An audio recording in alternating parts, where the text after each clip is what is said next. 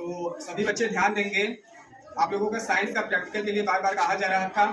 तो साइंस में जैसे कि बताया गया था, फिजिक्स, केमिस्ट्री और बायो, ये 3 सब्जेक्ट आपके होते हैं, जो कि आप लोग जनरली क्लास 6, 7, 8, 9, 10 सभी क्लास में, कक्षाओं में आप लोग ये सब सारे सब्जेक्ट पढ़ते हैं। और उसमें कुछ कुछ टॉपिक ऐसा रहता है कि जो प्रैक्टिकल, मतलब कि प्रैक्टिकल करके उसमें बताया जाए। तो आपके स्कूल में अब प्रैक्टिकल से संबंधित भी सारी व्यवस्थाएं कर दी गई हैं कि जो चीज़ आप थ्योरी से जानते हैं, थ्योरी उसका पढ़ के जान रहे हैं, साथ ही साथ उसका क्या करेंगे, प्रैक्टिकल करके भी सामने से आप उसको देख सकेंगे कि क्या आपको जो पढ़ाया जाता है वो सच्चाई होता है कि नहीं। वैसे तो आपका प्रैक्टिकल से संबंधित बहुत सारी विधियां इतनी हैं कि आप पूरा जीवन पर्यंत अपने प्रैक्टिकल करते रह जाएंगे, फिर भी आपका क्या हो जाए, कम पड़ जाएगा। तो आज आपके सामने हम एक प्रैक्टिकल आपको करके दिखाएंगे, वो भी केमिस्ट्री मतलब रसायन विज्ञान का।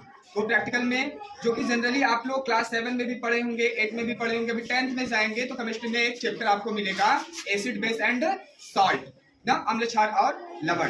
तो कैसे क्या होता है उसके बारे में सबसे पहले हम कुछ सामान्य उपकरण की बात करेंगे जो कि आप लोगों के लिए क्लास 7, 8, 9, 10 तक जानना चाहिए। जैसा कि आप हमारे सामने देख रहे हैं, ये केमिस्ट्री की सारी चीजें, उपकरण हैं, सामग्री हैं। इसमें बहुत सारे क्या है कि इसमें आपके कंपाउंड वगैरह है जो कि रिएक्शन कराने के लिए।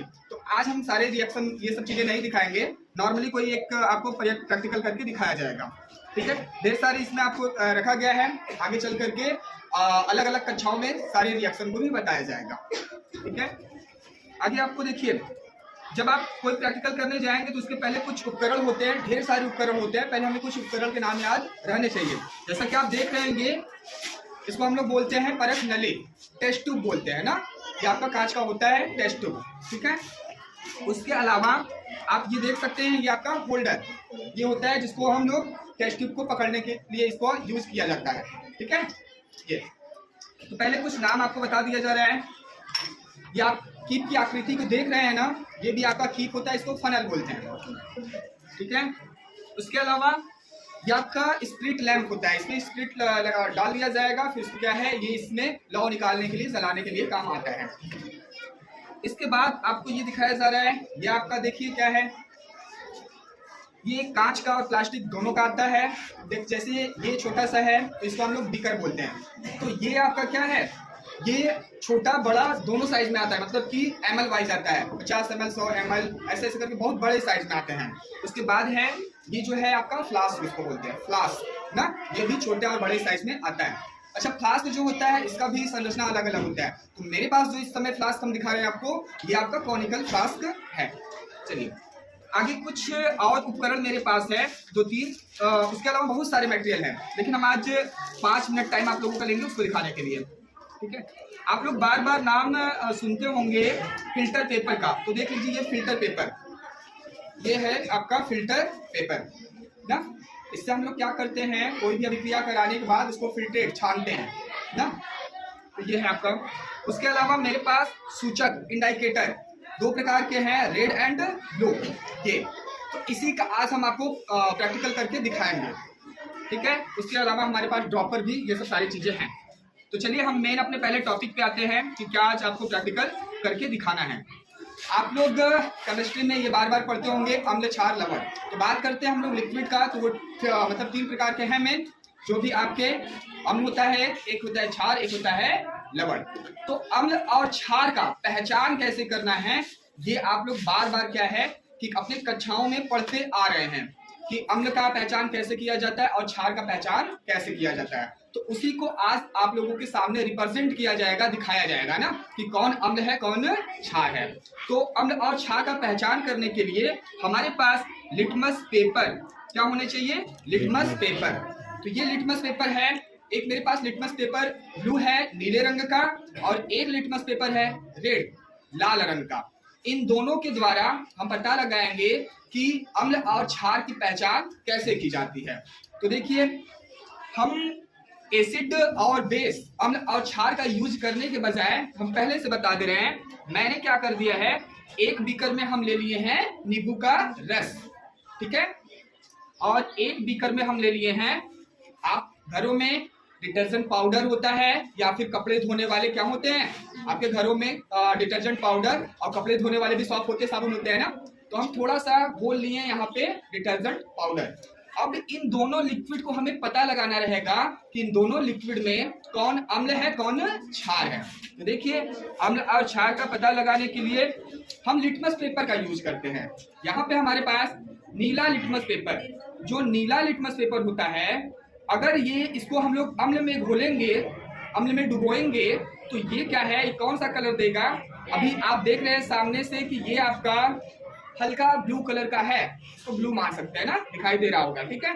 अब जैसे ही इसको हम क्या करेंगे, अम्ल में घोलेंगे, तो ये दोनों जो हमारे पास लिक्विड है, हमें पता करना है कि कौन अम्ल, किसमें अम्ल होगा किसमें क्षार।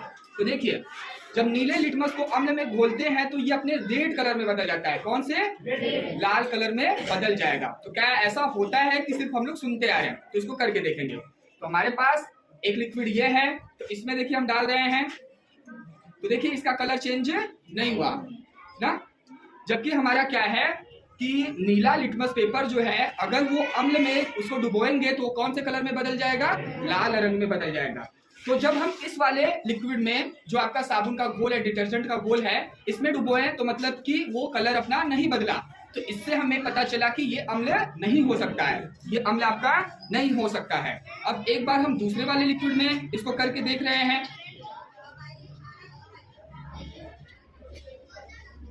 देखिए नीला वाला ही है ना। अब हम इसको क्या करेंगे, जो नींबू का रस है इसमें इसको डुबोएंगे। देखिए इसमें जब डुबोएं तो इसका कलर कैसा हो गया आपके सामने, रेड हो गया ना।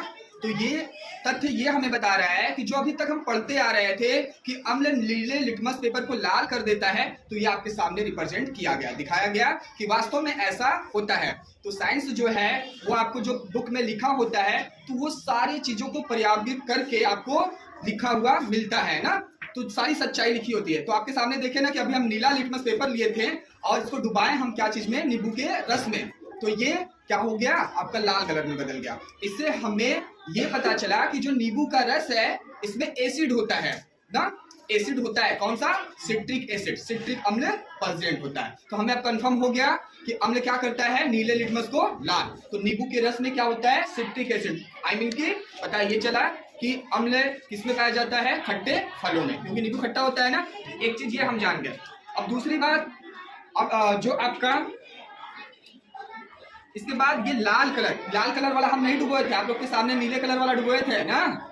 अब देखिए जो लाल कलर का लिटमस पेपर है, अब इसको हम क्या करेंगे, जब हम इसको क्षार में डुबाएंगे तो ये नीले कलर में बदल जाता है, उसका अपोजिट हो जाता है।